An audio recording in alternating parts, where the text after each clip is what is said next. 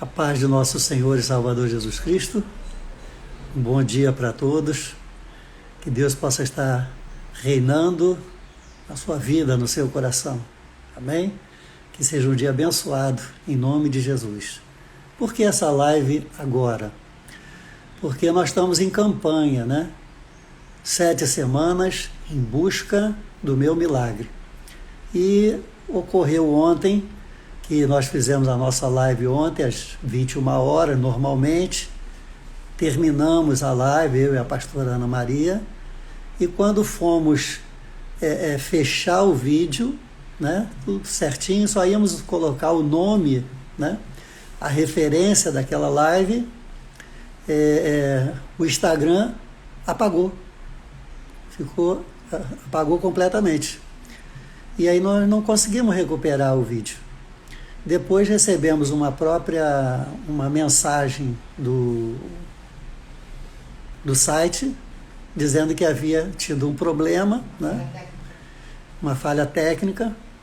Então nós resolvemos hoje, né, fazer um novo vídeo para comentar a respeito da mensagem de ontem, porque muitas pessoas não podem ver, né, no mesmo momento, vem depois, e também através do YouTube, né?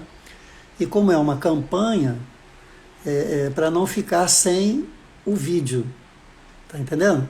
Então nós vamos tentar passar para os amados irmãos, irmãs, os que estão nos assistindo, né, aquilo que nós trouxemos ontem da parte do Senhor.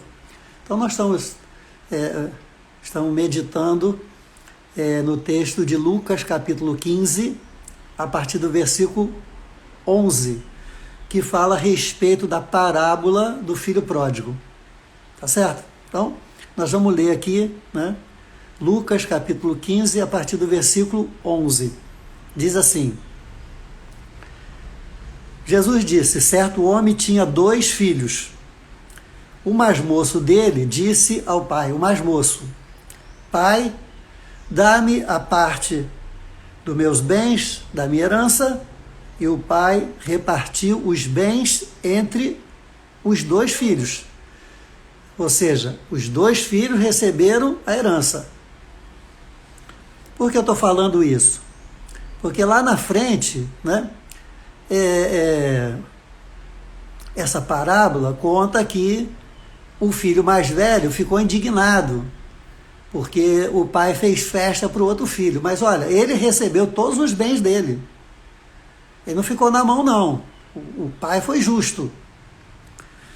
Poucos dias depois, o filho mais novo, ajuntando tudo, pegou tudo que ele tinha recebido do pai, partiu para uma terra longínqua, bem distante.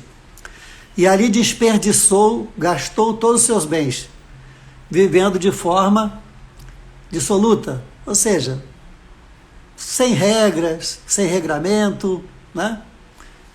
Tendo ele gastado tudo, houve naquela terra uma grande fome e começou a passar necessidades. Então ele foi e se chegou a um dos cidadãos daquela terra, o qual mandou para os seus campos apacentar porcos. Ele desejava encher o estômago com as bolotas que os porcos comiam, mas mesmo assim ninguém lhe dava do que comer. Então, caindo em si, disse: quantos trabalhadores de meu pai têm abundância de pão e eu aqui pereço de fome. Então ele levantou-se e resolveu ir ter com o seu pai e dizer-lhe: Pai, pequei contra o céu e perante ti, já não sou digno de ser chamado teu filho, faze-me como um dos teus trabalhadores. Então, levantando-se, foi para o seu pai. E quando ainda estava longe, o seu pai se moveu de íntima compaixão e, correndo, lançou-se-lhe ao pescoço e o beijou. O filho disse: Pai, pequei contra o céu e perante ti, já não sou digno de ser chamado teu filho. Mas o pai disse aos servos: Trazei depressa a melhor túnica e vestiu-o com ela, e pondo-lhe um anel na mão e sandálias nos pés. Trazei o bezerro cevado e matai-o, comamos e alegramo-nos, pois este meu filho estava morto e reviveu, tinha se perdido e foi achado, e começaram a alegrar-se. Amém? Então eu acabei de ler Evangelho de Lucas, capítulo 15, do versículo 11 ao versículo 24. Amém? Então, quero começar dizendo para todos vocês que o pai foi surpreendido. Houve uma surpresa muito grande, porque de repente, né, aquele seu filho amado, o mais jovem, resolve pedir a sua parte na herança. E o pai, então, lhe concede a sua parte. Mas, veja, o pai foi justo. Ele foi justo. Ao mesmo tempo que ele deu a parte do jovem, o filho mais velho também recebeu a sua parte. E era comum, né, entre o povo judeu que a herança do filho primogênito fosse 2 vezes. Fosse o dobro dos filhos que vieram depois. Ou seja, segundo filho, terceiro filho e tal, e assim por diante. Então, o primeiro filho, o primogênito, na hora da repartição da herança, ele recebia o dobro dos que os demais irmãos teriam direito a receber. Então, o pai foi justo. E isso é muito importante que eu e você possamos aprender isso. Que nós sejamos sempre justos nas nossas... naquilo tudo que nós temos que fazer, principalmente as nossas atitudes referentes à nossa família. Na nossa família não deve haver preferências, não deve. Temos que tomar todo o cuidado para que haja uma boa formação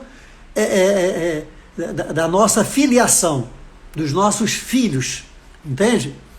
Porque muitas das vezes, né, nós criamos, nós formamos seres humanos que depois, ao longo da vida, vão ter problemas existenciais por conta de que, quando, durante a sua existência na casa materna, na casa dos pais, né, viu, sentiu, recebeu diferentes formas de tratamento e de sentimentos.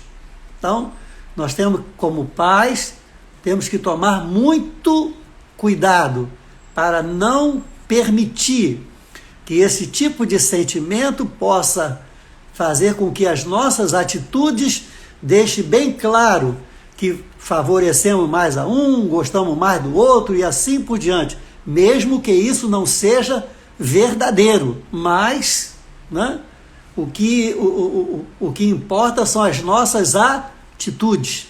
Então isso pode fazer com que haja uma má formação da personalidade daquelas pessoas com quem nós convivemos, principalmente com relação aos nossos filhos. Então aquele homem, ele sempre foi um homem justo. Outra coisa muito importante que precisamos aprender nessa parábola, que nós nunca devemos permitir que o errado sobreponha-se, que o errado ganhe do que está certo. O que é certo, doe a quem doer. Aquilo que está certo deve prevalecer. Então, nós não temos que ter dificuldade para falar aquilo que está certo. Nós não temos que ter recolher a nossa voz, fechar a nossa boca, porque estamos preocupados se vamos magoar o filho, se vamos magoar o fulano ou cicrano, se nós estamos falando aquilo que é certo, aquilo que é correto. Por que isso é importante?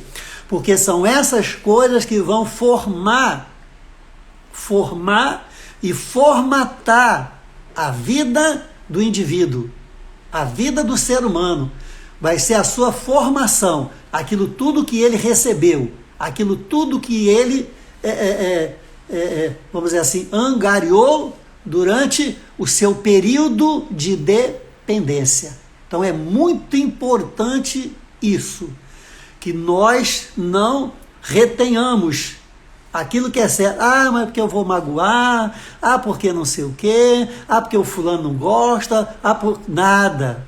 Fale aquilo que é certo, fale aquilo que é justo. Mesmo que a pessoa não queira aceitar, mesmo que a pessoa não queira receber, mas ele precisa ouvir, porque isso, quando ele ouve, vai ficar guardado ali na sua mente, no seu coração. Ele pode não levar em conta, ele não pode não obedecer, ela pode não fazer, mas fica lá guardado. E isso, mais dia, menos dia, como se diz, né? Numa hora, vai ser o contraponto na vida daquele ser humano que assim recebeu aquela palavra certa. Então, aquilo que é certo, aquilo que é justo, aquilo que é correto, tem que prevalecer sobre toda e qualquer coisa que estejamos ou venhamos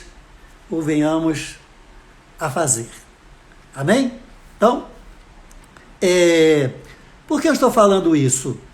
Porque aquele jovem, né, é uma parábola é uma história ilustrada para que a gente tenha a ideia, né, uma ideia melhor do que estava acontecendo ali, né?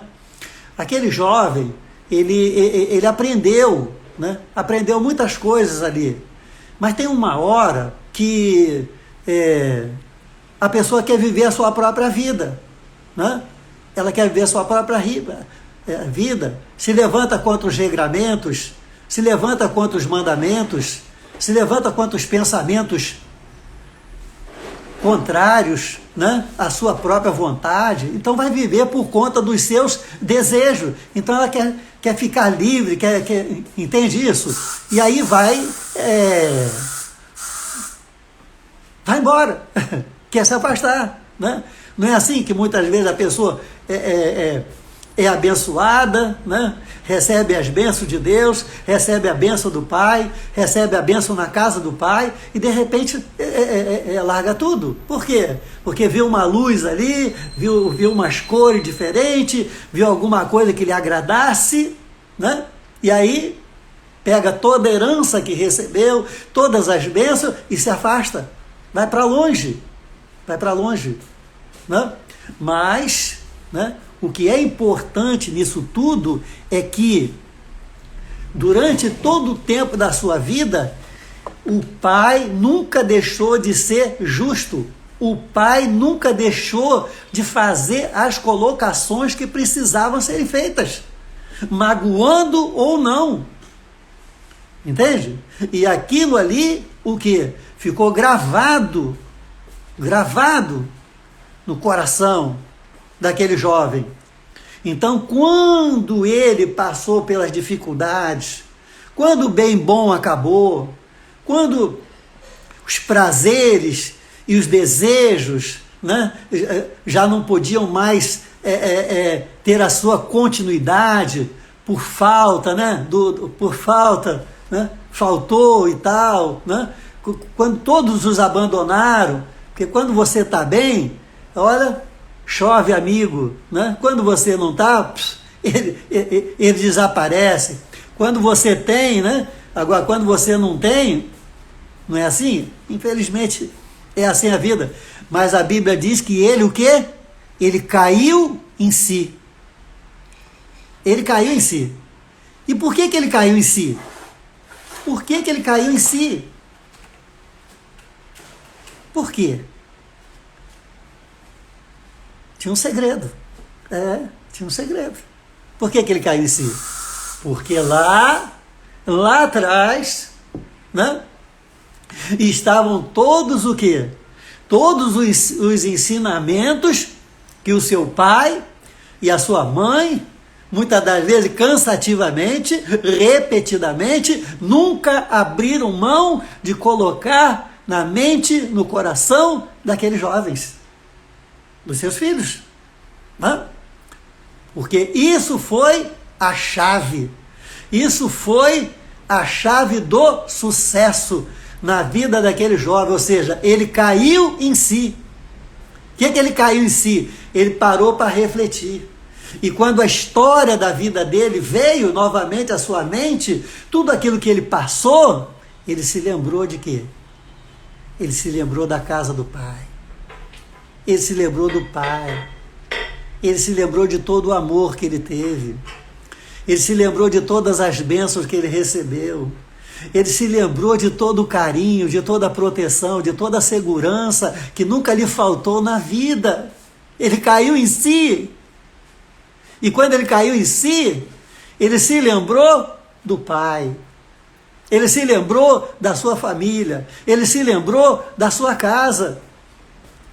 Não está escrito aqui, mas com certeza ele deve ter dito, mas meu Deus, como é que eu fui burro? Como é que eu não fui sábio?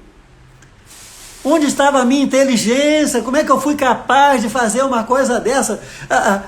Abandonar tudo que eu tinha de bom, tudo que eu tinha de maravilhoso, achando que eu ia fora da casa do pai encontrar algo melhor para a minha vida. Ele caiu em si. Por que ele caiu em si? Porque ele tinha um tesouro. Ele tinha um tesouro dentro do seu coração. Um tesouro de boas maneiras, de bons hábitos, de educação, de amor, de privilégio, de ser filho. Estava tudo lá dentro do seu coração, estava tudo lá. Ele simplesmente pegou, colocou tudo dentro de um baú e fechou. Mas estava lá. Porque essas coisas não desaparecem. O amor jamais apaga. O amor jamais se perde.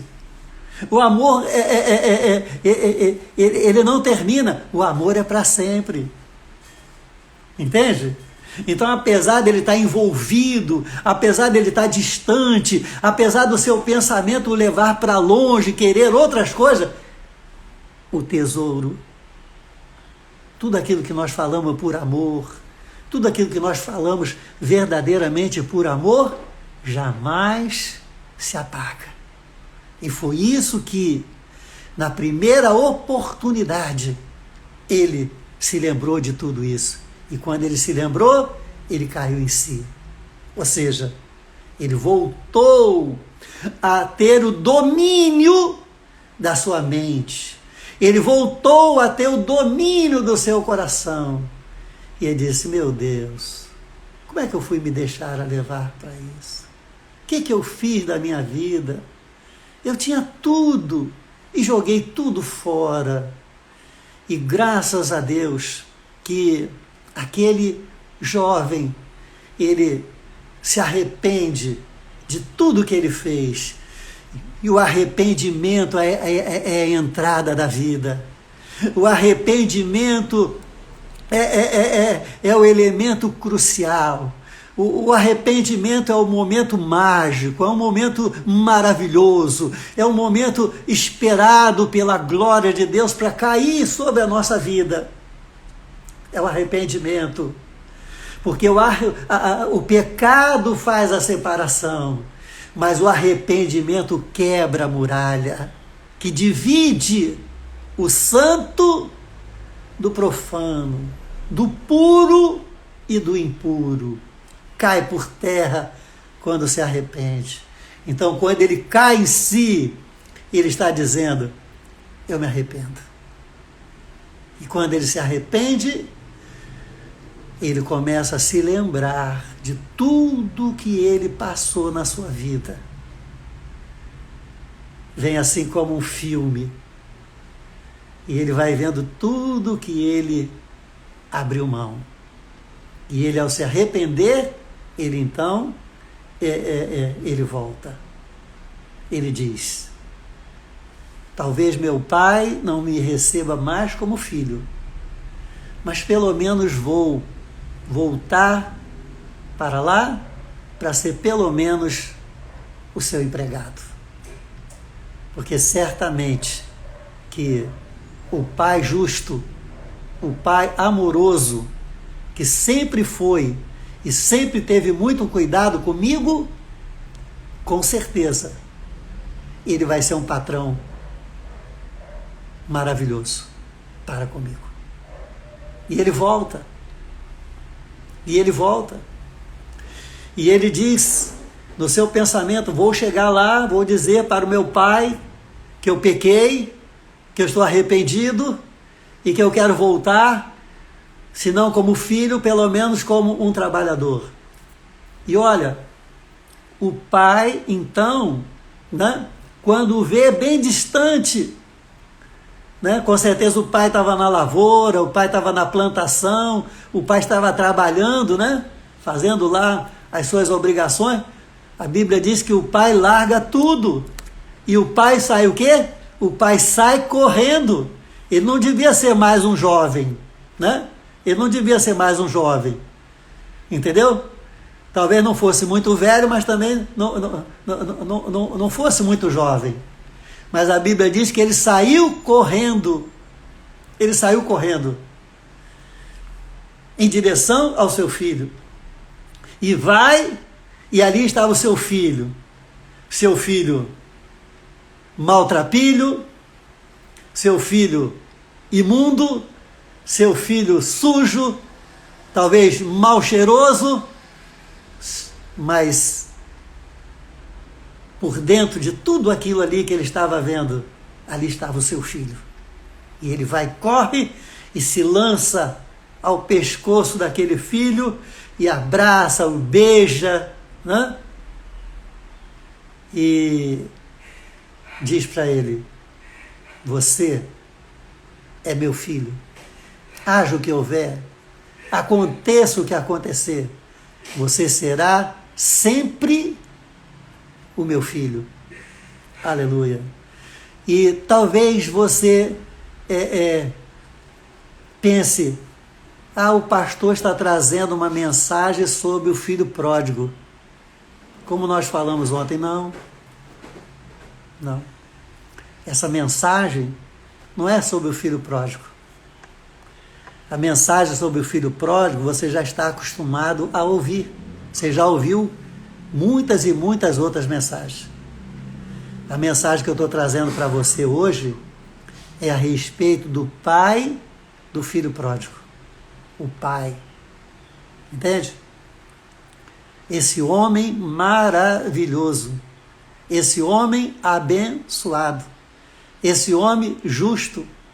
Esse homem que, aleluia, não abriu mão dos seus filhos. E ele foi o quê? Ele foi recompensado. Ele foi recompensado. A história não conta, mas nem precisa contar. Nem precisa contar. Você acha que quando o filho foi embora, qual foi a atitude do pai?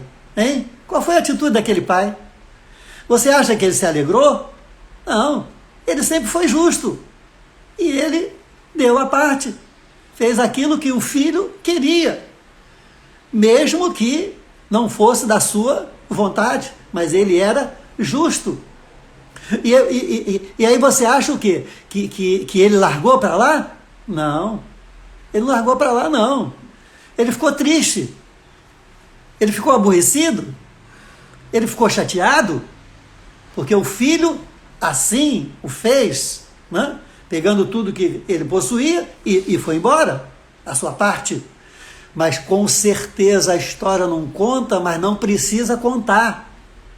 Não precisa contar. Ou seja, na hora que o filho se afasta, e aquele homem que a vida toda andou de pé em frente ao seu filho, agora que o seu filho vai embora, ele não fica mais de pé, ele vai para o joelho. Ele vai para o joelho para clamar noite e dia por conta da vida do seu filho. A vida do seu filho. Entende? Todo mundo fica centralizando a parábola no filho, mas eu quero centralizar hoje para você entender a atitude daquele pai. Aquele pai foi para o joelho, aquele pai foi para o jejum, aquele pai foi para a oração, Aquele pai não abriu mão dos seus filhos, do seu marido, da sua esposa, dos seus amigos, da sua parentela, da sua família. Ele não abriu mão, ele não abriu mão. Ele continuou lá fazendo a sua parte, orando. Cada vez mais o seu filho ia se afundando, cada vez mais, mas ele estava lá firme. Ele estava lá firme. O apóstolo Paulo disse: eu sei em quem tenho crido. Eu sei em quem tenho crido. E eu sei que ele é poderoso para mudar toda e qualquer situação. Olha lá a história de Jó. Olha lá. Olha o que Jó fazia.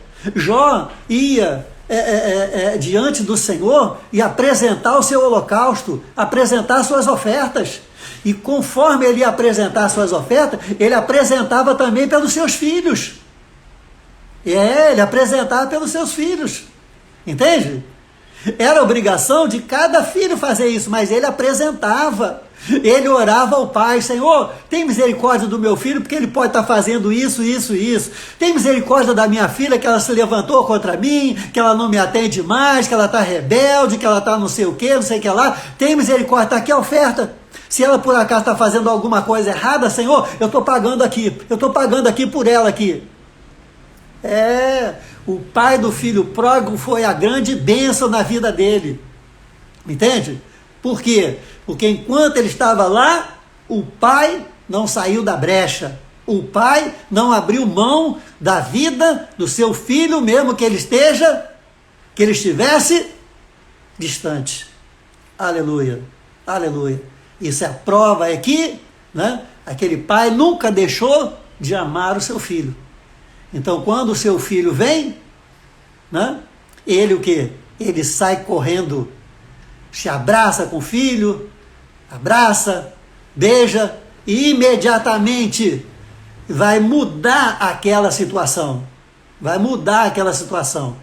Mudar aquela situação para fazer com que ele volte à situação anterior, antes de sair. Ou seja, uma túnica nova que ele sempre teve, um anel no dedo, como sinal de respeito que ele sempre teve, e uma sandália nos pés, porque os senhores, os proprietários andavam sempre de sandália. Os escravos andavam descalços. Os empregados andavam descalços. Então, o pai dá para ele uma túnica nova, um anel no dedo e uma sandália nos seus pés. E ainda vai festejar a grande vitória, a vitória na sua vida, glorificar o nome do Senhor. Aleluia. Dá uma grande festa, manda matar o bezerro cevado.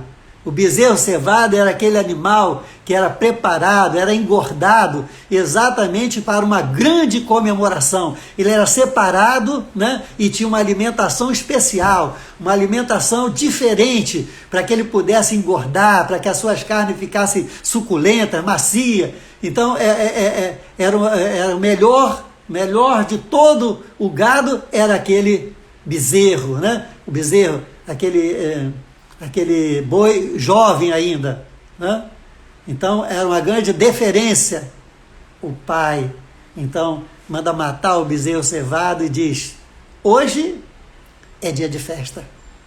Por quê?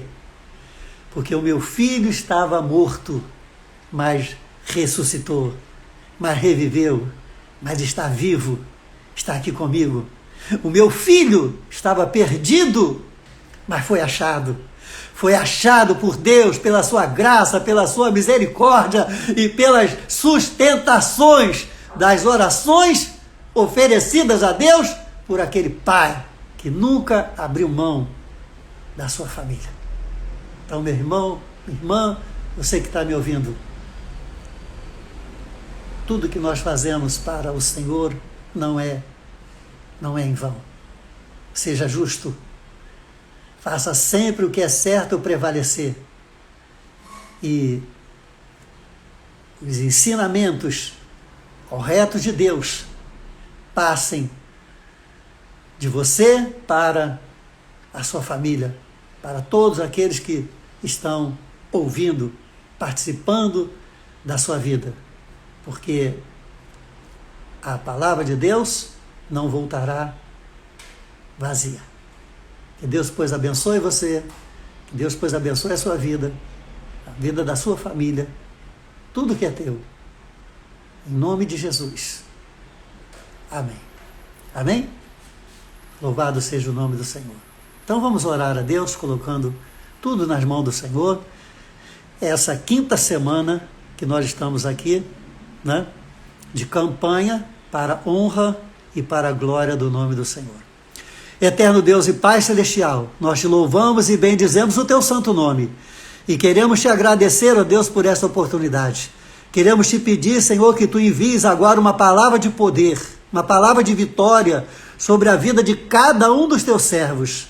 E que em tudo somente o teu nome seja glorificado. Ó Senhor, tu és o Deus do impossível. Então, Senhor, que tu possas salvar, que tu possa curar, que tu possa libertar, Senhor, que tu possa operar milagres e maravilhas na vida de cada um dos teus filhos agora.